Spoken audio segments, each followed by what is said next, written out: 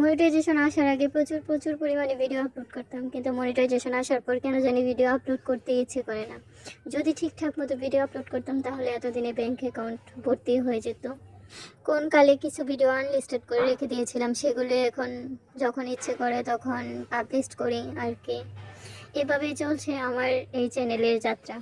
আজকের ভিডিওর মধ্যে আমরা সিম্পল সুতি কাপড়ের মধ্যে স্লিভস এবং একটি সুন্দর নেক ডিজাইন করব।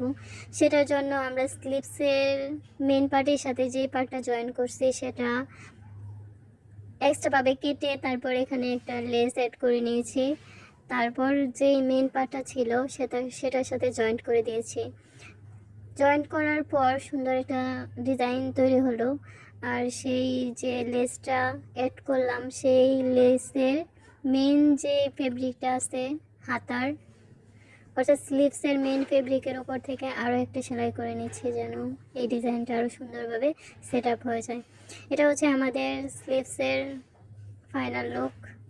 সুন্দরভাবে আমাদের স্লিভসের যে ডিজাইনটা ছিল সেটা সম্পন্ন হয়েছে। এভাবে করে আমরা দুইটা স্লিভস খুব ভালোভাবে তৈরি করে নিয়েছি। এখন আমাদের যে নেক ডিজাইনটা আছে সেটার জন্য আমরা একটা ডিজাইন তৈরি করে নিচ্ছি। তার জন্য 1.5 ইঞ্চি পরিমাণে চওড়া একটা বক্রম কেটে নিয়েছি, আর সেটা গ্লু সাহায্যে একটা কাপড়ের মধ্যে খুব সুন্দরভাবে সেট আপ করে নিচ্ছি।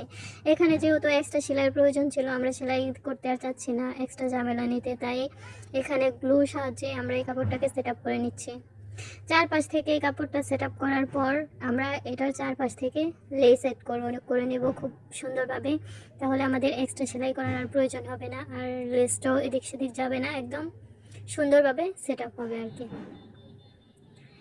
এই হচ্ছে আমাদের 1.5 ইঞ্চি পরিমাণের একটা চওড়া লম্বা, প্রায় 9 ইঞ্চি পরিমাণ লম্বা একটা কাপড় আর কি। সেটার সাইড থেকে আমরা লেসটাকে খুব সুন্দরভাবে লাগিয়ে নিচ্ছি যেন এটা জামার সাথে যখন অ্যাড করব, জামার নেক ডিজাইনটা করার জন্য নেকের নিচ থেকে যখন অ্যাড করব তখন যাতে খুব ভালোভাবে সেট আপ হয়।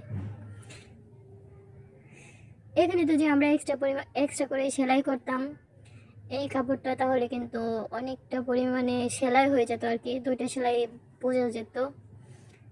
আর অন্যথা যদি কাপড়ের সাথে একবারে সেলাই করে নিতাম তাহলেও হয়তো বা লেসটা নড়াচড়া করতো।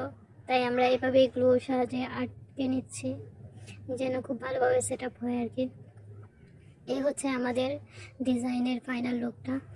এখন আমরা নেকটা যেভাবে সেট আপ করবো সেখান থেকে একটা মার্ক করে নিয়েছিলাম প্রথমে, আর মার্কের যে ড্রয়িংটা করেছিলাম সেই ড্রয়িংয়ের উপর থেকে আমরা এই সুন্দর ডিজাইনটাকে সেট আপ করে নিলাম।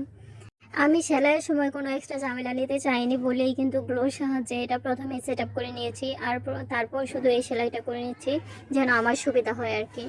ফাইনালি আমি যে সুবিধাটা চেয়েছিলাম সেটা পেয়ে গেছি। একটা সেলাইয়ের মাধ্যমে আমি সম্পূর্ণ নেক ডিজাইনটাকে সেট আপ করে নিতে পারছি, নেক মূল যে নেক ফেব্রিকটা ছিল সেটার সাথে।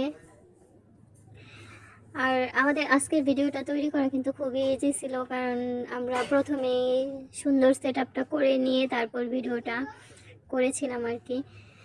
অবশ্যই কমেন্ট করে জানাবেন আমাদের এই সুন্দর সিম্পল ডিজাইনগুলো কেমন হলো। আমাদের আজকের ভিডিওটা এই পর্যন্তই। সবাই ভালো থাকেন, সুস্থ থাকেন। এত ধৈর্য নিয়ে যারা আমাদের ভিডিওটা দেখলেন তাদেরকে অনেক ধন্যবাদ। আসসালামু আলাইকুম।